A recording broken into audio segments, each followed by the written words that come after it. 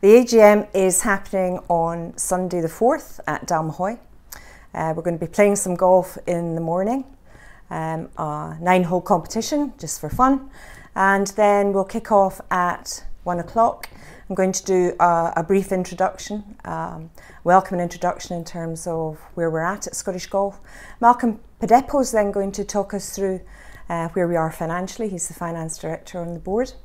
And then Stuart Darling, who spoke at our conference, is going to be bringing everybody up to speed with where we've got to since the conference and what our 3 key strategic priorities are going forward.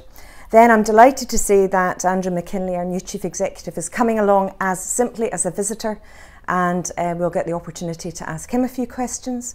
And then just before we move into the AGM, Katrina Matthew is going to be interviewed and talk to us about her coming 18 months in terms of the Solheim Cup, the state of play in terms of women's golf, because that's a huge strategic priority for us in terms of attracting more women to the game, and also how to attract young players too.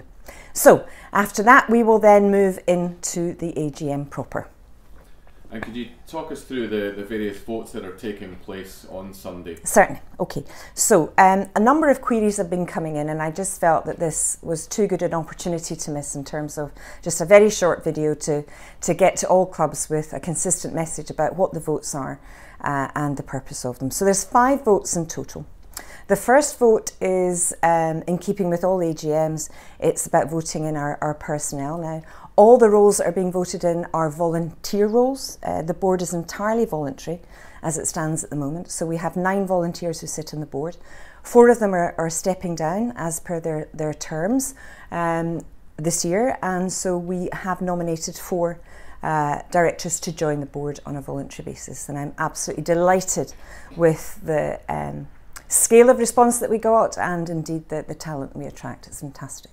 We're also going to be voting in our new president and junior vice president as part of our due process. The second vote is simply for a number of changes that we need to make in line with company law and a few typos and grammar mistakes that were in from the articles at amalgamation.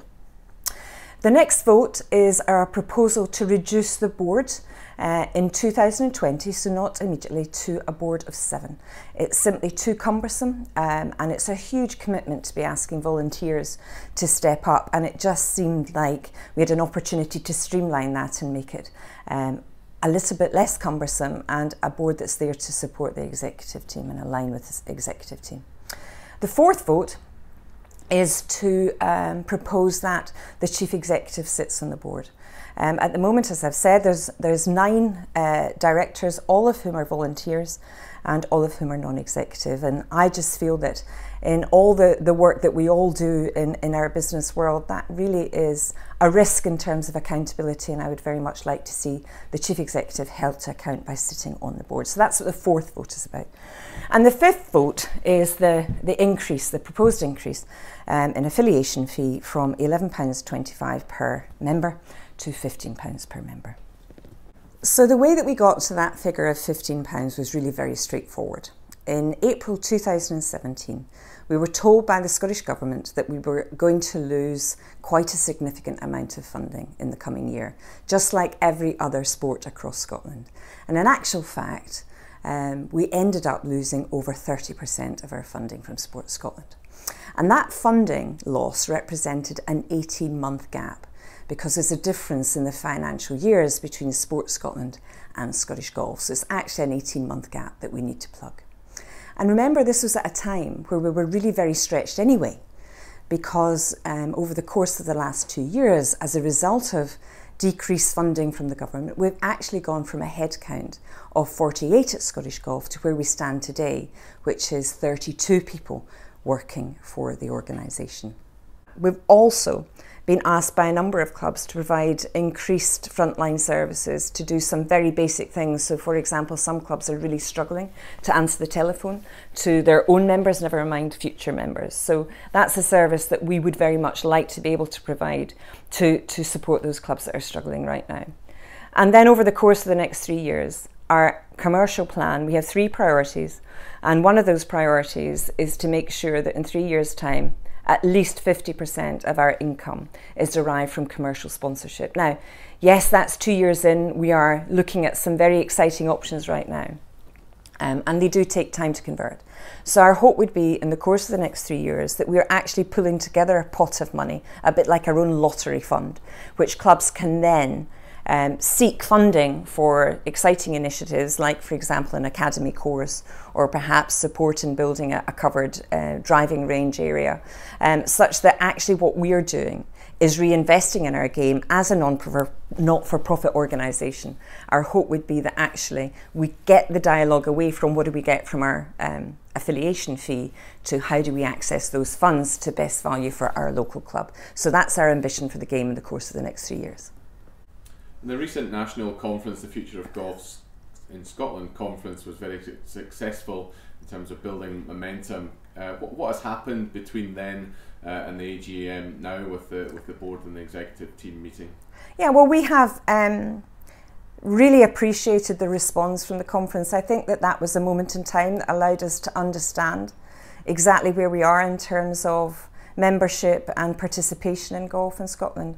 And I think there really is a very positive spirit across the counties and the areas and the clubs in terms of aligning all of our energies on a fixed set of priorities. So we took ourselves away as a board and an executive team, and we agreed 3 priorities going forward. One is to target increased membership and participation of women and young people. And very clearly we are going to invest our energies in that, because unless you focus on things, you're not going to get a dramatic impact. So that's one of our very clear priorities. The second priority is to support clubs grow their revenue, and we're targeting an increase of 50% from those clubs participating in the work that we do at Scottish Golf. So that's a very clear strategic priority over the next 3 years. And Scottish Golf has a new chief executive, Andrew McKinlay, starting in May. You must be very excited about that opportunity. Yes, I'm absolutely thrilled. Andrew's an incredibly experienced executive. He's a lawyer by trade, and he's spent the last 6 years with the SFA, which in itself is a very significant commercial organisation in the world of sport. So I'm absolutely thrilled. He's a super experienced general manager who will really support the team at Scottish Golf and help grow them, as well as growing the contribution that we make across all of our clubs. And I'm really, really thrilled at his appointment. Finally, what would your message be to clubs over the coming year from a Scottish Golf perspective? I think my message would be one of collaboration and unity. Clearly, amalgamation of the men and women's game happened 2.5 years ago now.